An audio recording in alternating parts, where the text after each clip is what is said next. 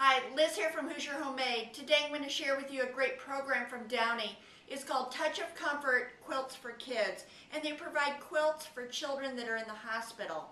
They've asked me to share with you some quilting tips. Now, I'm not an accomplished quilter by any means, but that's the great thing about it, because together we're going to make a quilt and I'm going to show you how to do it. So let's get started. Now, to get started with your quilt, of course, you're going to need your sewing machine with matching thread. You're going to need some scissors, some pins, a rotary cutter, and a mat, and a good long rotary quilting ruler. Now, Downey sent me this kit, and I'll have the link so that you can order this free kit as well. It came with all of the fabric that you would need to make your own quilt. All of the strips are cut for the borders and for the front, and it also came with the backing material.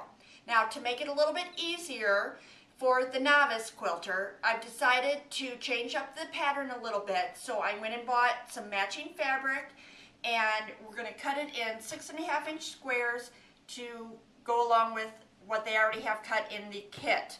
Now, another little tip that I like to do is figure out which strips go where and put a little note on them so that if some of the strips are the same size, we don't get them all confused. So outer border, and these are for the blocks, and of course the inner border here. So let's get started making some blocks.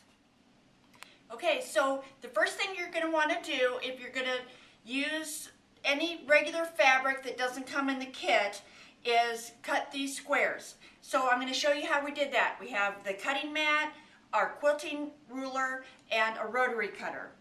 So I'm just going to measure this at 6.5 down here, 6.5 down here. Make sure it's flush on the line. You're just going to run your rotary cutter right like that. And there you have a strip. Then we're going to take it and we're going to cut it again to make the blocks. And this is what we end up with, all of the different blocks. Then we're going to put them all together on the sewing machine. Now, the only really major trick that you need to remember when you're quilting is that the seams really have to be perfectly straight and all of the same.